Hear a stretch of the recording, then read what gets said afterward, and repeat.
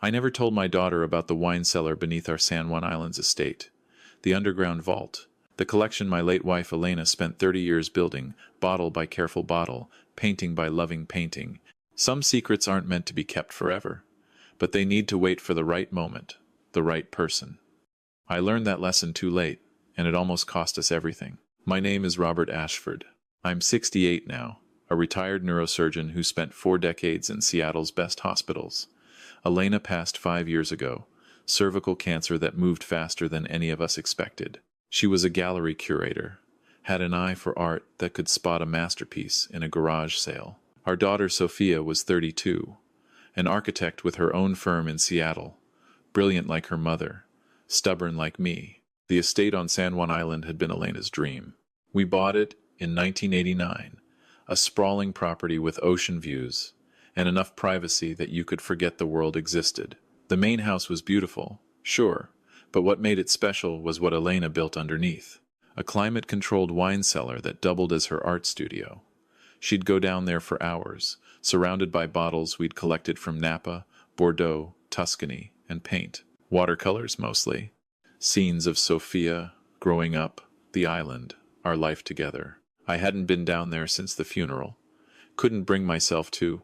The entry was hidden behind a false wall in the basement, secured with a biometric lock that only responded to 2 handprints, mine and a cast Elena had made of her own hand 3 months before she died. She knew she was leaving us. She wanted the cellar preserved exactly as it was. Dad, I want you to meet someone. It was March 2024. Sophia had driven up from Seattle with a man I'd never heard of until 2 weeks prior. Marcus Pemberton, 35, she said, an entrepreneur. He had that look, you know the one. Expensive watch that was just a touch too flashy. Designer clothes that screamed money rather than whispered it. Smile that never quite reached his eyes. We shook hands on the front porch. His grip was firm, calculated. Beautiful property, Mr. Ashford. Sophia's told me so much about it. She's told me very little about you, I said. Sophia laughed. That nervous laugh children use when they want you to play nice. We met at the Arts Foundation Gala in January. Marcus supports several galleries in Seattle. Collector? I asked. Investor, he corrected. I help galleries optimize their portfolios, connect with the right buyers. There's an art to art, if you'll pardon the expression. We had dinner that night. Rack of lamb, one of Elena's recipes that Sophia had perfected. Marcus asked questions. Too many questions. What did I do in retirement? Did I miss surgery? What was my investment strategy now that I wasn't working? Did Sophia stand to inherit the island property? That last one made me set down my fork. That's a strange question to ask at a first dinner. Just making conversation, he said smoothly. I work with a lot of families doing estate planning. It's good to think ahead. We've got a lawyer for that. Sophia touched his arm. Marcus is just interested in my family, Dad. That's a good thing. I bit my tongue. Watched him the rest of the evening. The way his eyes roamed over the paintings on the walls, all Elena's work. The way he picked up the small bronze sculpture by the fireplace, turning it over to check the signature on the bottom. The way he excused himself to use the bathroom and took 15 minutes, long enough to peek into rooms he had no business entering. They left Sunday afternoon. Sophia hugged me tight on the porch. He's good to me, Dad. I know he's different from what you're used to, but he makes me happy. That's what matters, I said, because what else could I say? But I watched Marcus load their bags into his BMW, and I saw him looking back at the house, with an expression I recognized from years of reading patients before surgery. Calculation, assessment, the look of someone taking inventory. I called my lawyer Monday morning. Paul, I need to update my will. Everything goes to Sophia, but with conditions. A trust she can access but can't be touched by any spouse unless they've been married more than 10 years. Worried about something, Robert? Call it surgical intuition. But I didn't tell Sophia about the cellar. Elena and I had always planned to show her when she was older, more settled. The collection wasn't just valuable, it was deeply personal. Those paintings were Elena's love letters to our family. The wines were bottles we'd shared on anniversaries, birthdays, the night Sophia was born. We had a 1,982 Chateau Margaux from the year we bought the island, a 1,990 Romane Conti from Sophia's high school graduation, a 1,990 947 Cheval Blanc that Elena's father had given us at our wedding. The whole collection had been appraised at just under $200,000. But the paintings, Elena's paintings, those were priceless. You can't put a value on your wife's hand painting your daughter's first smile, your family's history captured in watercolor and love. Sophia called me in early September, voice breathless with joy. "Dad," Marcus proposed. "We're getting married in November, small ceremony at the Fairmont. Please say you'll walk me down the aisle." What do you say to that? Your daughter's happy. At least she thinks she is. You swallow your doubts. Tell yourself you're just being a protective father, paranoid after losing your wife. Maybe this Marcus is exactly who he appears to be. Maybe I'm wrong. Of course I will, sweetheart. Congratulations. The wedding was elegant. Sophia looked like her mother in her dress, and I almost couldn't breathe walking her down that aisle. Marcus stood there, beaming, and I shook his hand, gave him the speech fathers give. "You're getting someone precious. Treat her that way. She's my world now, Mr. Ashford." At the reception, I noticed Marcus talking to my brother-in-law, asking questions about the island property again. Square footage, property taxes, whether there were any other structures on the land besides the main house. "There's an old boathouse," my brother-in-law said, "but Robert doesn't use it much anymore." Marcus's eyes lit up. "Boathouse. Interesting." I filed it away. Surgical instinct again. Something was off. They honeymooned in Bali. When they returned, Sophia suggested they spend Thanksgiving at the island. Our first holiday, as a married couple, in the place Mom loved most. I couldn't say no to that. They arrived Wednesday before Thanksgiving. Marcus immediately started exploring, said he wanted to get to know the property better. I watched him walk the grounds, saw him take pictures on his phone, of the house, the outbuildings, the basement access door. "Looking for something?" I asked, coming up behind him. He didn't startle, just smiled. Beautiful architecture. Sophia said the house was built in the 1950s. I'm amazed at the craftsmanship. Elena and I did extensive renovations, added the basement level in 1991. Basement?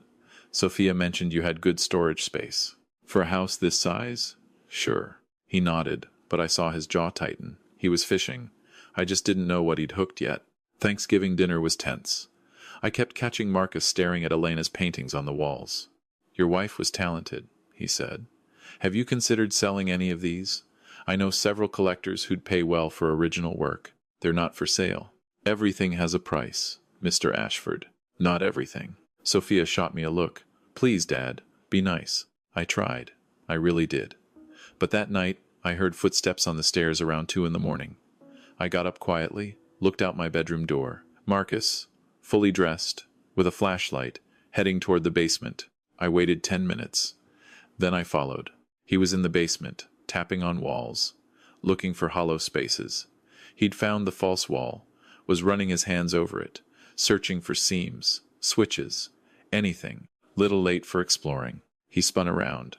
The flashlight beam hit my face, then lowered. Couldn't sleep. Thought I heard something down here. Pipes, maybe. Pipes are on the other side of the house. My mistake. He smiled, but it was different now, sharper. Old houses have their secrets, don't they?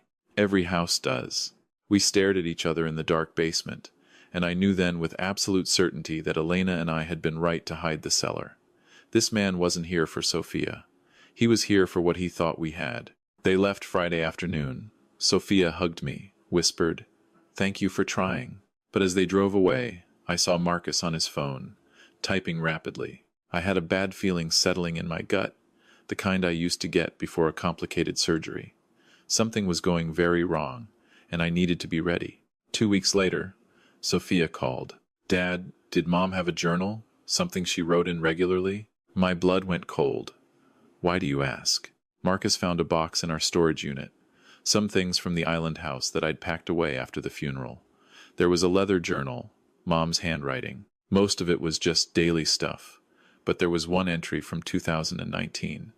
She wrote about the cellar, Dad. She said it held your legacy. I closed my eyes. Elena's journal. I'd completely forgotten about it. She'd kept it with her while doing chemo, writing thoughts, memories. Sophia must have packed it away, not knowing what was in it. "Marcus is asking about it," Sophia continued. "He wants to know where this cellar is. He's been researching wine collections, art storage. He thinks there's something valuable down there. What did you tell him? That I didn't know what Mom meant, that maybe it was just metaphorical, you know? But Dad, is there something you haven't told me? I could hear the hurt in her voice, the confusion, and something else, suspicion. Marcus was working on her, turning her against me. Sophia, there are things about your mother's wishes that I've been honoring. When the time is right, I'll explain everything. But I need you to trust me right now. Can you do that? Silence. Then, Marcus says, you're being secretive because you don't trust us with the family assets. He says that's not fair, especially now that we're married. He says in Washington, community property laws mean I'm entitled to know about any inheritance. Marcus says a lot of things. He's my husband, Dad. I know, sweetheart. Just, please, trust your old man a little while longer. But she didn't sound convinced when we hung up. I called my lawyer again. Paul, if my son-in-law tries to get information about my property holdings, my investments, anything, you don't tell him a word. Attorney-client privilege? Family trust? I don't care what legal framework you use, but he gets nothing. Robert, what's going on? Protection. Elena wanted the cellar kept private. I'm honoring that. Maybe it's time to tell Sophia, not while he's in her ear. I flew to Seattle 2 days before Christmas. Sophia had invited me for the holidays, and I wasn't going to miss it, even if it meant dealing with Marcus. I stayed at a hotel rather than their condo. Needed the distance. Christmas Eve dinner was at an expensive restaurant Marcus chose. He ordered wine, a 2015 Silver Oak. Nothing special, but expensive enough to make a point. You know wine, Mr. Ashford? Elena and I collected a bit. Sophia mentioned you had some bottles from Europe. Napa. I'd love to see the collection sometime. It's modest. Come on, Robert. First time he'd used my first name. I'm family now. You can share these things. In fact, I've been thinking, after the holidays, why don't Sophia and I come up to the island? I'd love to learn more about the property, maybe help you develop it better. You're sitting on valuable real estate that could be generating income. I like it as it is. But think about Sophia's future. Our future. When you're gone, she'll inherit a property she can't maintain alone.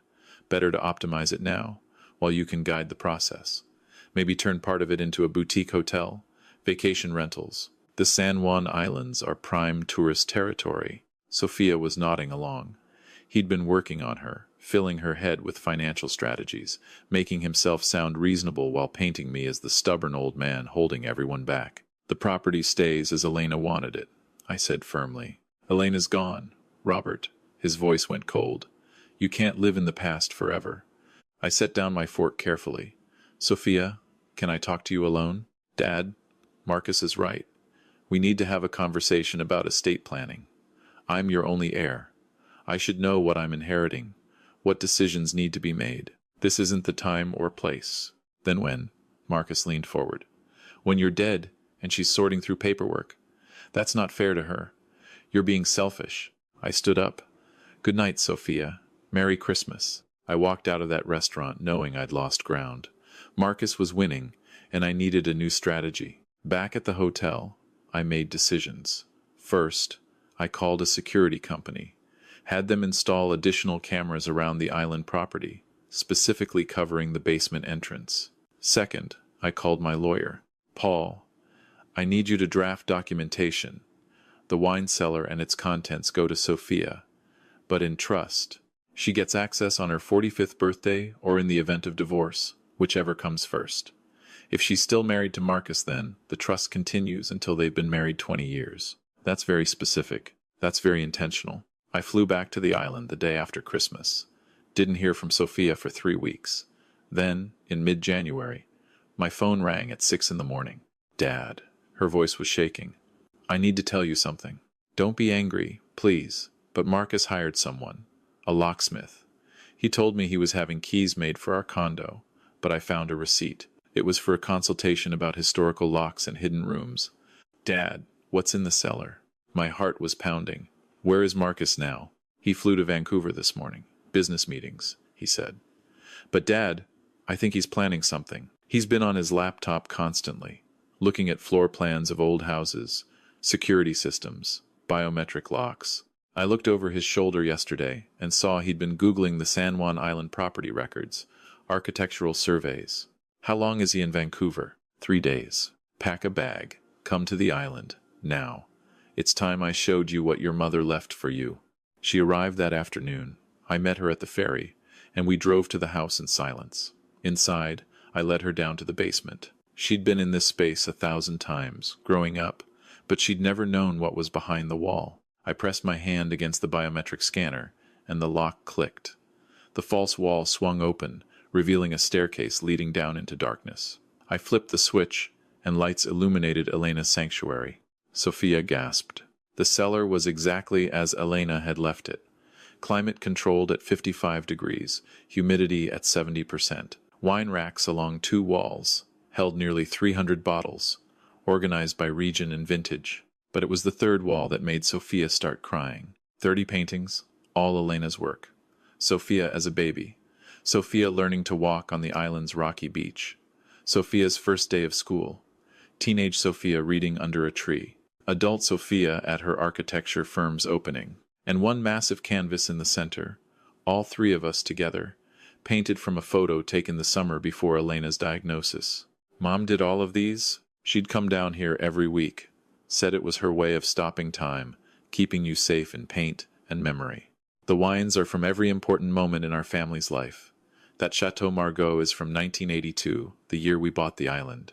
That Romanée Conti is from your high school graduation. That bottle of Cheval Blanc in the corner, that's from 1947. Elena's father gave it to us at our wedding. It's probably worth $30,000 on its own now. Sophia walked slowly along the walls, touching the frames gently. Why didn't you tell me? Your mother wanted to wait until you were older, settled, ready to understand what this meant. Not just the monetary value, but the emotional weight. These paintings, this collection, it's not an asset to be liquidated, Sophia. It's our family's soul. She turned to me, tears streaming. Marcus wants to sell it, doesn't he? Marcus wants to sell anything he can get his hands on. He's in debt, sweetheart. I had him investigated last month. Cryptocurrency investments gone bad. He owes nearly $200,000 to some very unpleasant people. He married you because he thought you came with money he could access. No. But she said it weakly, like she already knew it was true. I handed her a folder. Bank statements, credit reports, private investigator photos of Marcus meeting with creditors. She read through it, face going paler with each page. The locksmith, she whispered. He was going to break in. I installed new security cameras last month. If he'd tried, I'd have him on video, and we'd have legal grounds for a restraining order. But I think he was smarter than that. I think he was going to manipulate you into giving him access, maybe convince you to sell just a few bottles to help with some manufactured emergency. Sophia sat down on the floor, surrounded by her mother's paintings, and cried. I sat beside her, arm around her shoulders like I used to when she was little and had nightmares. I'm so stupid. You're not stupid. You're trusting. There's a difference. Your mother was trusting too. It's a beautiful quality, but it needs to be protected. We stayed in the cellar for hours. I told her stories about each painting, each bottle, which anniversary we'd opened, which wine, what Elena had said while painting each scene. By the time we went back upstairs, Sophia had a different look in her eyes. Resolve. I'm filing for divorce. Are you sure? Mom built this for me. For us. She spent 30 years creating something beautiful, and he wanted to sell it to pay off crypto debts. Yeah, I'm sure. Marcus came back from Vancouver 3 days later. Sophia had moved out of their condo, was staying with a friend. She served him papers the same day he landed. He called me that night, voice shaking with rage. You poisoned her against me. I showed her the truth. There's a difference. That collection is community property. Washington law says anything acquired during the marriage gets split. The collection was acquired before your marriage. By me and my late wife. Sophia hasn't inherited yet. You have no legal claim. I could make this ugly, Robert. Contest the will. Drag this through courts for years. You could try. But my lawyer's very good, and I have documentation of your debts, your fraud attempts. You came into my daughter's life with lies, and you'll leave with nothing. That's not revenge, Marcus. That's consequences. He hung up. I heard later that he moved to California, still chasing the next big investment scheme. The divorce was final by September. Sophia struggled for a while. She'd loved him, or loved who she thought he was, and that kind of betrayal cuts deep. But she had good friends, a good therapist, and every Sunday she'd drive up to the island and we'd go down to the cellar together. Sometimes we'd open a bottle, just a mid-range vintage, nothing too precious. Sometimes she'd bring her own paints and work on a canvas while I read in the corner. "I want to learn to paint like Mom," she said one afternoon. She'd have loved that. It's been 18 months since the divorce. Sophia's doing well. Her firm's growing. She's dating a nice architect from her company who likes her for her building designs, not her inheritance. Last month, she brought him to the island. His name is Nathan. He's 36, grew up in Victoria, has a genuine smile, and didn't ask a single question about property values. We went down to the cellar together, Sophia and Nathan and me. She showed him her mother's paintings, told him the stories I'd told her. He listened quietly, respectfully. When she finished, he looked at Elena's portrait of our family and said, "This is what love looks like." Sophia squeezed my hand. I'm 68 now. The neurosurgeon precision that guided my hands through 1,000 operations is starting to fade. Tremors, nothing major yet, but I know what's coming. I've updated my will one final time. Everything goes to Sophia directly now. No trust necessary. She understands the value of what Elena left us. Not the dollar signs, but the meaning. The cellar will be hers when I'm gone. She's already planning to add to it. More paintings, more bottles, more family memories. She wants to bring her children down here someday. Teach them about their grandmother. Show them that wealth isn't just what you can sell, but what you can preserve. There's a lesson in all this, one I learned too late and almost lost everything over. Secrets aren't meant to be kept forever, but they need to be revealed to the right people at the right time. Elena knew that. She wanted Sophia to be ready, mature enough to understand that some things are priceless, not because of their market value, but because of what they represent. I also learned that protection and control are different things. I wasn't trying to control Sophia's life by hiding the cellar. I was protecting Elena's legacy until Sophia was ready to receive it. That's what parents do. We hold things in trust, waiting for the moment when our children can understand not just what they're receiving, but why it matters. And here's the hard truth I tell other fathers when they ask about my experience. You can't protect your children from making mistakes. Sophia married Marcus despite my reservations. She had to learn that lesson herself. But you can protect the things that matter most. Ensure that one mistake doesn't cost them everything. That's not being controlling. That's being wise. If I could give advice to anyone facing a similar situation, it's this: document everything. Know who's coming into your family's life, not with paranoia, but with care.